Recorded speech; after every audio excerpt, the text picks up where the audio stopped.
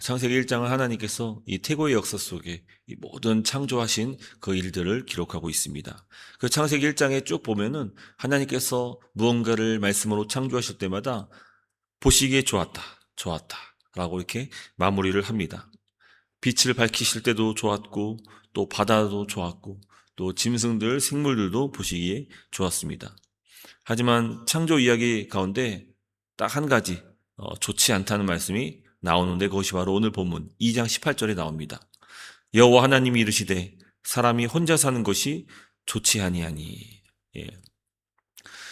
점점 1인 가구가 많아지고 있는 이 시대 속에서 이 말씀들 한번 곰곰이 생각해 볼 필요가 있습니다.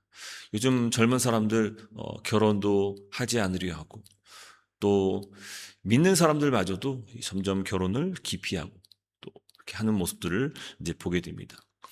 이 창조의 모든 역사 속에서 하나님께서 세우신 질서는 생육하고 번성하는 것이고 땅에 충만한 것입니다. 그래서 자녀가 자손이 많아지고 그게 복입니다.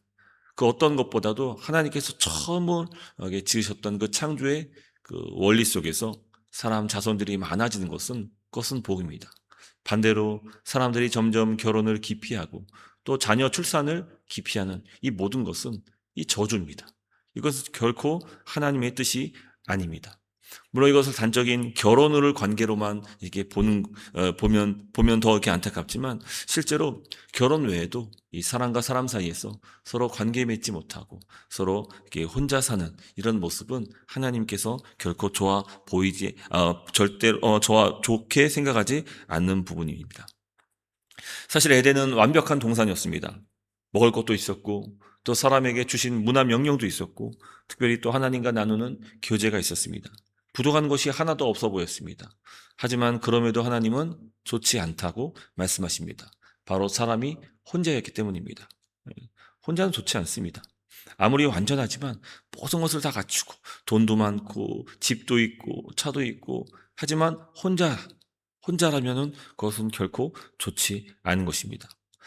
분명 하나님과 채울 수 있는 그 공간이 있습니다. 하나님과의 교제 속에서 채울 수 있는 그 공간이 있듯이, 또 사람과 사람 사이에서 반드시 채워져야 하는 그런 공간이 있는 것입니다. 그래서 하나님은 이 필요를 아시고 사람에게 또 다른 그 남자, 여자를 창조하시면서 비로소 이 관계를 허락하셨습니다.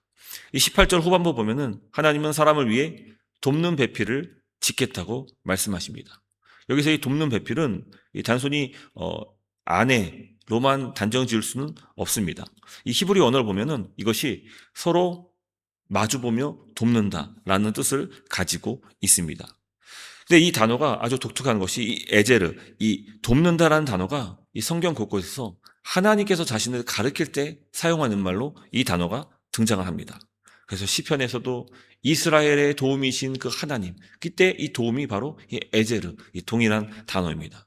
그러니까 돕는 자라는 것은 단순히 나보다 한참 낮은 사람을 이렇게 돕는다라는 그런 의미가 아니라, 이건 아주 힘 있는 그런 단어입니다. 곁을 지키는, 대신 서로 돕는다는 거죠. 서로. 전쟁 중에 나라를 돕기 위해서 그 피해 혈맹으로 동맹군으로 함께 참전하는 그 나라, 이 돕는 똑같은 그 단어입니다. 곁에서 힘을 보태는 자, 다른 말로 없어서는 안 될 존재, 이게 바로 돕는 배필입니다.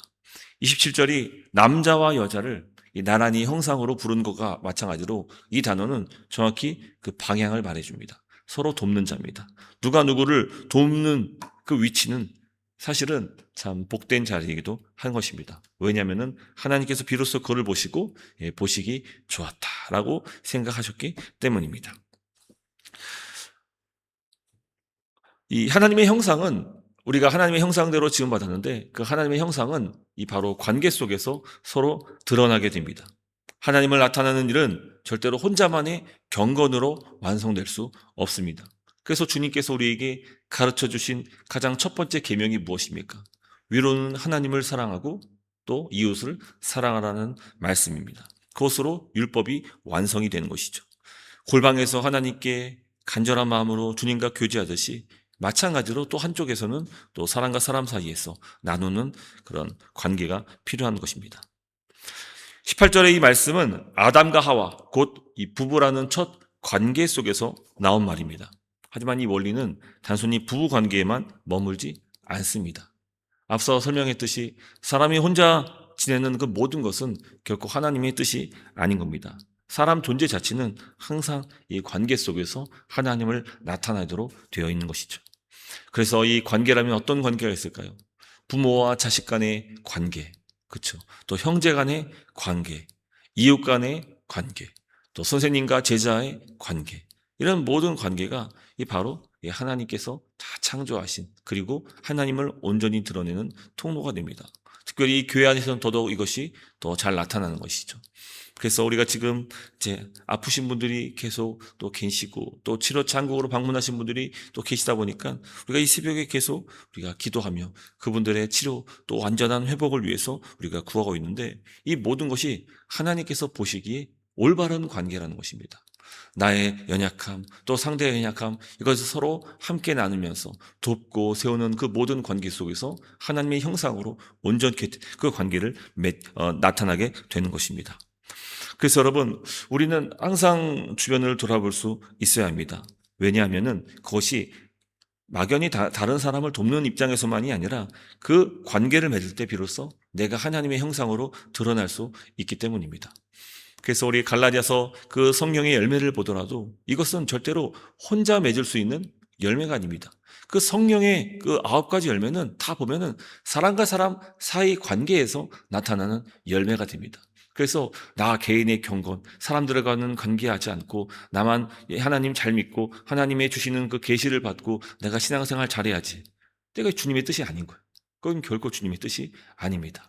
하나님과의 관계가 올바르게 제대로 잘 이루어지기 위해서라도 하나님께서 우리에게 허락하신 그 관계 속에서 이런 열매들을 많이 맺어야 하는 것입니다.